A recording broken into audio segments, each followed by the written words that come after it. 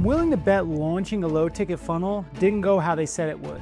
You went negative on day one, maybe never even recovered. Some sales came through, but the numbers, they just never made sense. You can't sustain a business paying hundreds of dollars for $27, $47, and $97 customers. I'm not telling you that low-ticket funnels are bad. We have clients at Client Accelerators, my agency that's produced $326 million plus in actual client sales, where we're personally running the ads and working on these funnels that are bringing in 1.1 million in gross revenue in a single month through Facebook and YouTube ads.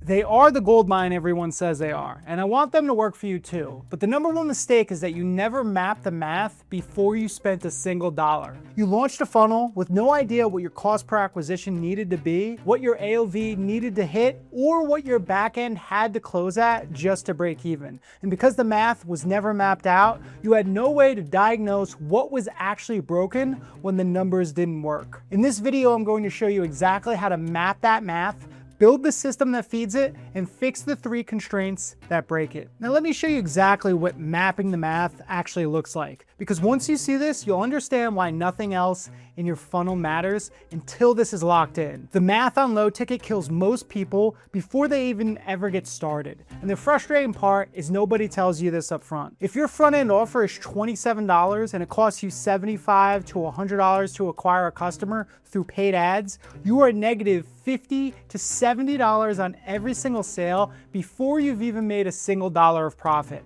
And that's absolutely fine, because there are 2 ways you can make the math work in your favor. You have upsells and bumps that each buyer buys after they buy the first product. So over a 30-day window, you are running traffic to your funnel, ideally getting you close to breaking even or even having a little bit of profit made on this funnel just from the front end. You'll have a suite of back-end high-ticket programs that convert your low-ticket buyers into high-ticket clients at a rate high enough to more than cover your cost of acquisition. In a perfect world, you really should be doing both.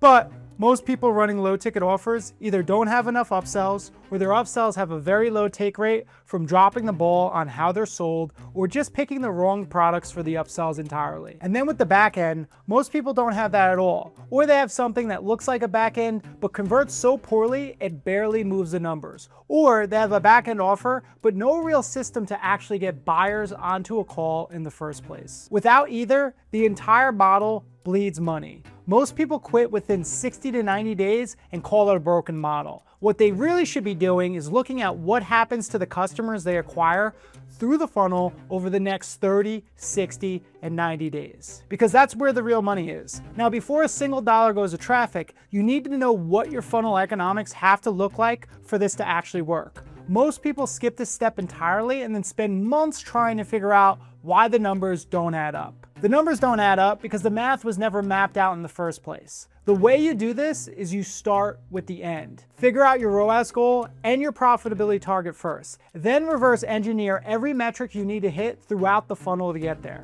Here's what that looks like with a real example. Say your budget is $10,000 a month and your target ROAS is 3x. That means you need $30,000 in revenue. Your back-end product is $5,000, so you need to close 6 high-ticket clients. At a 10% close rate, that means 60 showed appointments. At a 60% show rate, that means 100 book calls. At a 25% buyer to book call rate, that means 400 low-ticket buyers. At a $25 cost per unique low-ticket buyer, hitting a 70% day one liquidation rate means your AOV needs to be $17.50. Every number in that chain is a target. And now, instead of guessing what is broken when results miss, you can trace exactly which step in the funnel is off and fix that specific thing instead of pulling levers at random. By the way, if you want the exact benchmarks, scripts, and testing formulas we use to fix these broken funnels, the exact system that's produced $326 million in sales for our clients, you can steal our 8-figure agency's complete playbook right now by clicking the link below. Now let me show you the benchmarks we are actually working towards in the funnel across our portfolio at Client Accelerators. The first is day one liquidation rate, which is simply how much of your ad spend you are recovering on the same day someone buys. If you spent $100 acquiring a customer and they bought a $67 front end plus a $47 order bump, you collected $114 on day one. So your liquidation rate is 114%. The reason this number matters so much is that the faster you recover ad spend, the more aggressively you can reinvest it without waiting on back-end sales to cover the gap. Now, on an average funnel, we were looking for 40 to 60% on day one, with a best case of a 90 to 110% once the funnel is dialed in. Day 30 liquidation is the same metric, but measured 30 days after the initial purchase. This is when recurring billing from bump offers and upsells has had time to get charged. At that point, we're looking for about 120 to 135% liquidation on an average funnel, meaning you are well past breaking even, and the margin is coming from everything that's stacked after the front end. But those liquidation numbers don't just happen on their own. They're the result of hitting specific conversion benchmarks at every step inside the funnel. So let's walk through each one, starting at the very top. At a $27 to $67 price point, a healthy funnel is converting at about 2 to 4%. Next is going to be your order bump take rate, which is the percentage of buyers who add the bump offer to their cart at checkout. Now, we want that number to be anywhere from 30 to 50%. Then you have your first upsell. This upsell converting at 10 to 20% is going to have the highest contribution margin to your AOV versus anything else in the funnel. Now, at a $97 to $297 price point, even a modest take rate here has a significant impact on how much revenue each buyer generates before they ever get on a back-end call. And lastly, we look at the buyer to book call rate. This is the percentage of people who buy your low ticket product and then go to book a sales call with your team. Now, ideally, we shoot for a 15 to 25% buyer to book call rate, because this is the crucial metric that connects your low ticket front end to the high ticket back end where the real profit is made. Now, if you don't get them on a call, you're not going to be able to sell your core or high ticket offer, which means you're not going to really make big profits. Okay, so out of every 100 people who buy your low ticket product, we want to see about 15 to 25 of them booking a sales call within the first 7 days of buying. Now, when you hit all of these benchmarks together, when your conversion rates, your upsells, and your liquidation rates are all dialed in, you unlock something we call the velocity of capital return. Now, what does that actually mean? It means you're getting your money back so fast that you can continuously reinvest it. Now, if you're liquidating 80 to 100% of your spend every day, you should be spending as much money as possible until you drop into the 50 to 70% liquidation range. Because a lot of the time, you could double the amount of front-end buyers you are acquiring, and with the additional volume you are getting, you can make a lot more profit every single month. Now, the mindset you need to have is you are essentially recycling capital to acquire buyers for the back end. And because the feedback loop on low ticket is near immediate, you can make scaling decisions faster and with more confidence than any other funnel type. For instance, with a call funnel, a sale might close 15 to 30 days after someone actually saw your ad. That lag makes it hard to buy media and scale your ad spend, though we do have ways to determine this. With low ticket, the sales cycle is compressed. Someone sees the ad, they click, they buy. The decision to enter the funnel and the decision to buy are essentially the same moment. That's why the attribution model you want to use for low ticket is first click. First click attribution credits the very first ad that brought a buyer in. And because the sales cycle is so short, that first ad is almost always the one that drove the sale. It's going to give you the clearest read on which ads are actually producing customers, so you can make budget decisions based on real data instead of guessing. Now, when it comes to how aggressively you scale with low ticket, you use the proportional math tied to how far above target you're actually running. So our general rule of thumb, the further above your ROAS target you are, the more aggressively you can scale. So doubling the budget when you're at 2x your target isn't really going to be crazy. Let's say 1.5x, you could comfortably push 50%. The key is matching your scale speed to how much margin you have above your target and how confident you are the performance will hold. And because the data comes back fast on low ticket, you don't have to wait 30 days to see if the math holds. You know within a short window whether it's working, which means when it is working, you should be moving quickly. Now, all that being said, having the right math is having the right blueprint, but a blueprint doesn't build a house on its own. You now have the math mapped out, but the math requires a specific volume of traffic at a specific CPA to work. If you can't produce enough winning ads to sustain that volume, the math you just built is a spreadsheet that never comes to life. That brings us to our creative engine. To actually hit the benchmarks you're mapping out, you need fuel to get the funnel pumping. And that fuel is winning ads. The math requires a certain volume of traffic at a specific cost per acquisition to work. If you're only testing 5 to 7 creative concepts a month, you're never gonna find enough winning ads to sustain the volume you wanna bring in. And because of ad fatigue, the few winners you do find will burn out, your CPA is gonna spike, and the math you just mapped out will break down completely. The math is completely useless without the creative machine required to feed it. And that brings us to the second piece of the puzzle. Now, I get on sales calls all the time, and most people tell me, hey, I'm running 5 to 10 creative concepts a month. You know, they're putting together a few videos together, they're writing a couple different hooks, and they're hoping that one of them catches fire. But if you look at the math, a standard creative win rate across the industry's best advertisers is about 15 to 20%. Now, if you're the best of the best, that's your win rate. Even if you're only launching 5 to 10 creative concepts a month, you're only gonna find 1 or 2 winners. That means you are probably going to have to launch a lot more concepts because you're probably not the best. And even if you work with the best, you're gonna have to launch a ton of creative anyway because 1 or 2 winners is not enough to sustain your funnel. Now, when you're spending real money to hit targets we just mapped out, your ads are gonna fatigue faster than you think. Now, if you don't have a constant supply of new winners ready to take their place, your CPA is gonna spike, your liquidation rate's gonna drop, and your entire funnel economics are gonna collapse. This is why creative volume is one of the biggest variables controlling your scale. Now, to show you what this actually looks like in reality, let me give you the real data from the first quarter of 2026 across our portfolio. Our win rate in the testing phase was about 13%, which is actually below our target win rate of 20%.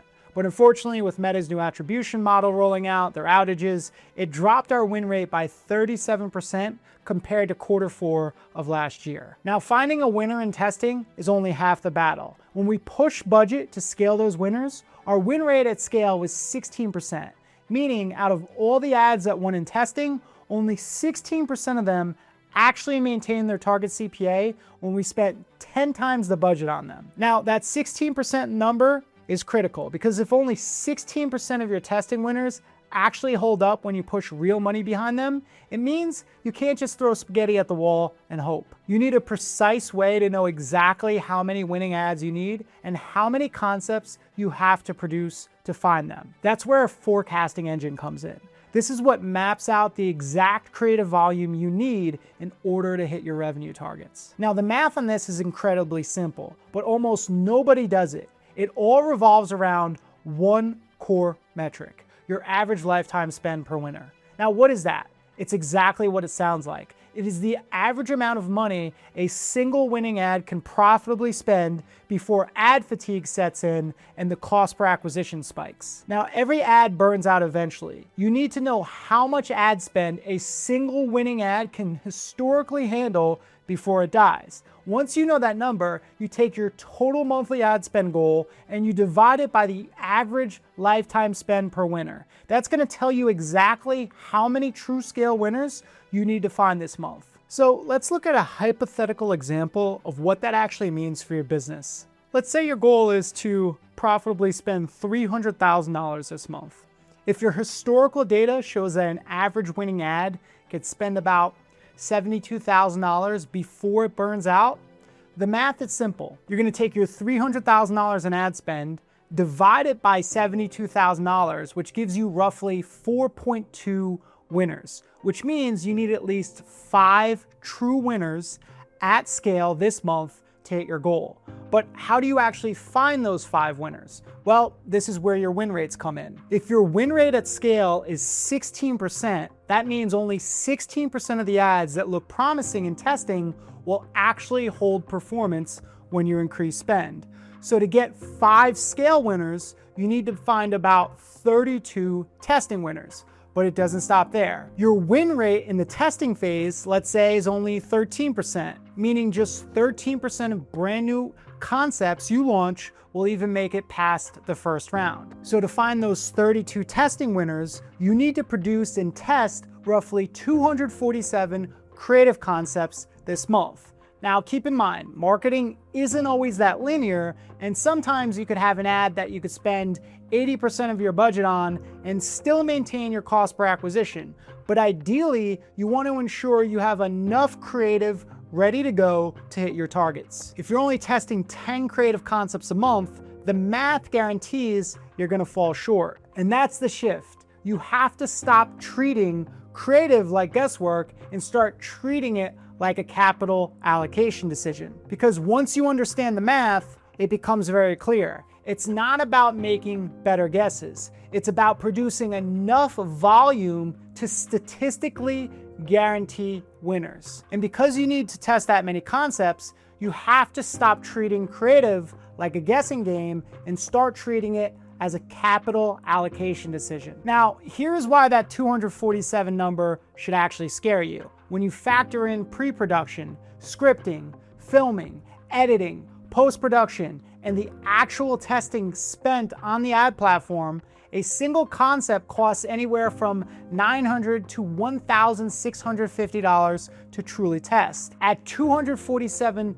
creative concepts a month, that is roughly $222,000 to $408,000 a month just in creative production if you're mainly testing video ads. Now, to actually hit those numbers without the quality dropping, you need a system. You can't just rely on a media buyer throwing spaghetti at the wall or a single copywriter trying to come up with ideas on the fly. You need a pod system. Now, in our agency, we operate in a pod structure, which is essentially a dedicated mini agency assigned to our clients' accounts, which completely breaks down the traditional silos between creative and media buying. So instead of having a creative department guessing what the media buyers need, everyone is in the same pod, rowing in the exact same direction. At the top, you have a growth marketing manager who owns the forecasting of the ad spend, the conversion rates across the entire funnel, and essentially they're using that to back into the quarterly revenue goals for every single client.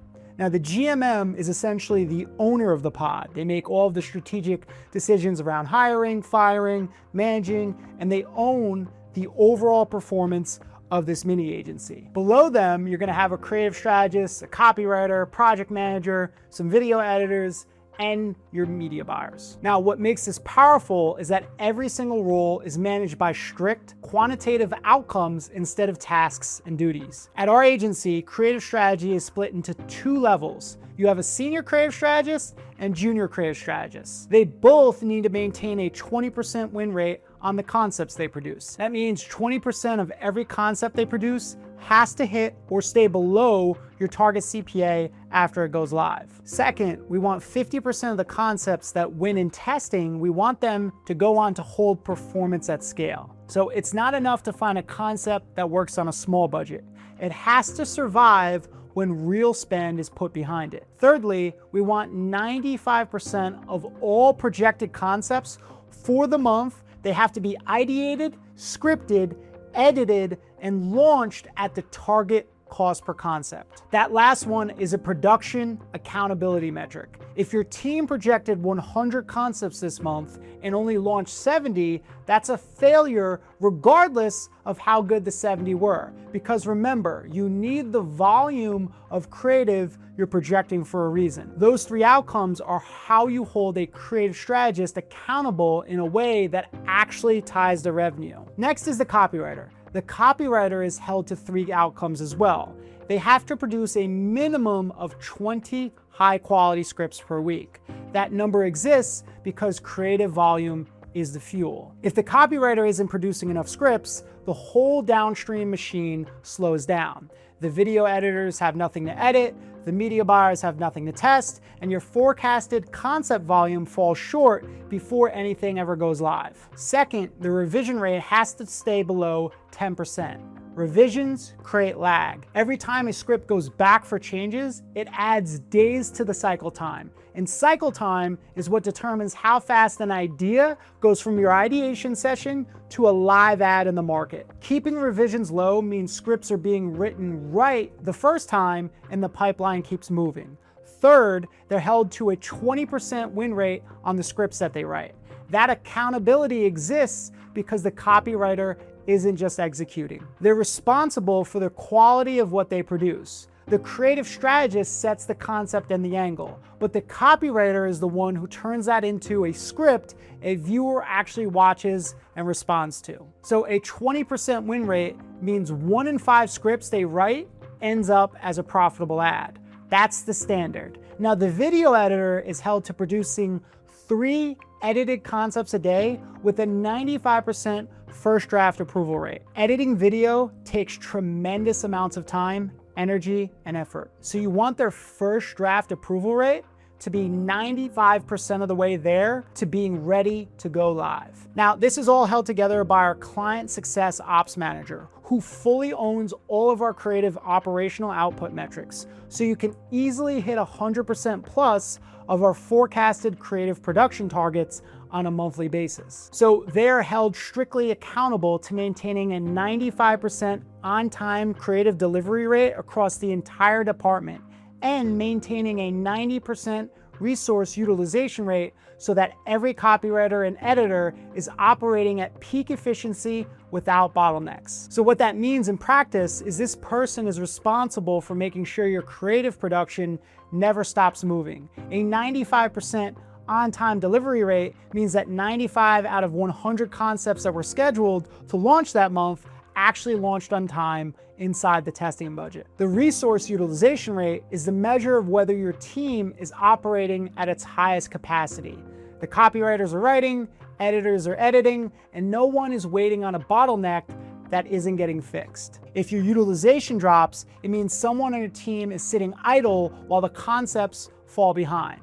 The client success ops manager job is to make sure that doesn't happen. Because everyone is held to these outcomes, it turns creative production from an unpredictable mess into a predictable machine. And this machine starts with the weekly ideation sessions where the pod tracks the exact stage of awareness and lead types for every idea before it ever gets scripted. This ensures you have cycle times that take an idea from a script to a live ad in under 15 days, consistently hitting that 272 concept target we forecasted earlier.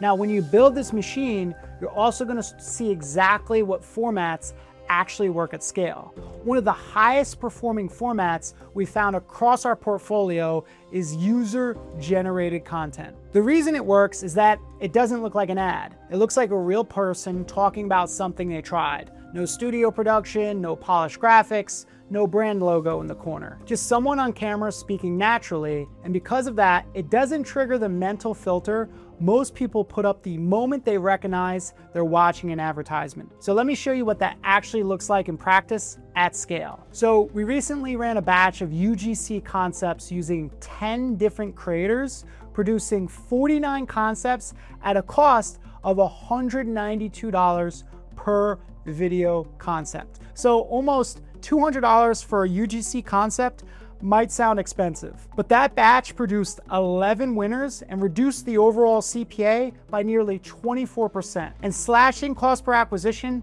by that much dramatically changes how much capital you can deploy into your ad budget. We also found that longer videos, specifically between 120 and 300 seconds, have a much higher win rate at scale than short 30-second clips. The longer duration allows you to properly agitate the problem, introduce the mechanism, and pre-sell the click, which results in much higher conversion rates once they actually land on your funnel. Okay, so now you have the math mapped out. You have the creative volume engine pumping proven winners into the front of your funnel.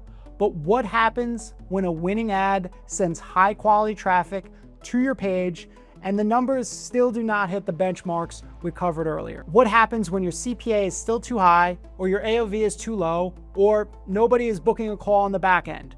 It's easy to blame the ad platform or, assume traffic quality dropped or the algorithm changed. But it's usually not that at all. The bottleneck is inside the funnel itself. That means you have a root constraint that is stopping you from hitting the projected financial and performance targets for one of the pages in your funnel. Now, there are 3 specific constraints that kill low-ticket funnels, and fixing them requires a level of tactical nuance that goes far beyond just tweaking headlines or changing button colors. You have to be able to diagnose the exact constraint first and then apply the right structural fix. So the first constraint is a high cost per acquisition. If you're aiming to liquidate 60% of your spend on day one and your CPA is sitting at, let's say, $150, while your average order value is only $60, no amount of traffic volume is going to save you. The funnel is bleeding. Now, when we see this, the first structural fix we look at is the lead of your video sales letter. The lead is the first 700 to 1,000 words of the script. Most people assume that if the CPA is high, the entire offer or the entire VSL needs to be scrapped. Now, that's rarely the case. Usually the body copy is fine, but the lead is completely mismatched with the audience's stage of awareness. For example, we took an offer in the highly competitive credit space that was using a standard problem solution lead. We kept the body copy exactly the same, but we swapped the first 1,000 words to a story-based lead that focused on the emotional weight of the problem before ever introducing the mechanism. That one change, just swapping the lead to match a different awareness level, bumped the conversion rate by over 27%. Now, when you fix the lead, the CPA drops and the front-end math starts to work. Now, the second constraint is a low average order value. So if your front-end conversion rate is healthy, but your AOV is stuck, the problem is almost always sitting in your first upsell page. Most advertisers look at a low upsell take rate, say 3%, and assume the copy is weak. But if an upsell is converting at 3%, it usually isn't a copy problem. It's usually a product problem. And there's a specific product hierarchy that dictates what actually converts on an upsell. The hierarchy we follow is software first, done for you second, and more training last. Now, we audited a funnel where the first upsell was a PDF and video training package. It was converting at about 18% and adding about $17 to the average order value. Instead of rewriting the copy, we changed the product entirely. We replaced the PDF with a software tool that automated 70% of the manual work required by the front-end product. We kept 90% of the copy exactly the same. The conversion rate jumped to 41%, and the revenue per order increased by 127%. When you're trying to move AOV, don't just test the copy, test the actual deliverable. And when you do pitch that new deliverable, you can't just throw up a 2-minute video and expect people to buy. See, they just bought your front-end product. They're in a completely different psychological state. You are selling a brand new product that solves a new problem created by the first purchase. That requires a full 13 to 15-minute video sales letter that walks them through a complete sales process, delaying the buy button until the exact moment the price is pitched. Now, the third constraint is a low buyer to book call rate. This is the bridge between your low ticket front end and your high ticket back end.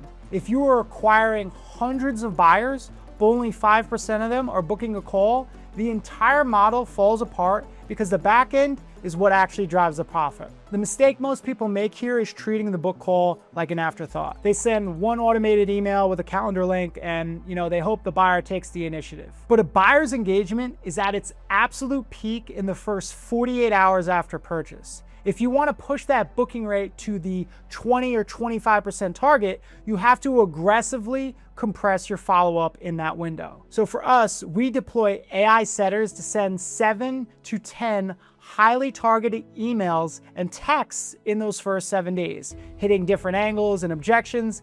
But even with an aggressive follow-up, the framing of the call itself dictates the conversion rate. So now in most markets, people are highly skeptical. They know that a free consultation or a discovery call is just a disguised sales pitch. If you want them to convert, the call has to be inherently valuable on its own.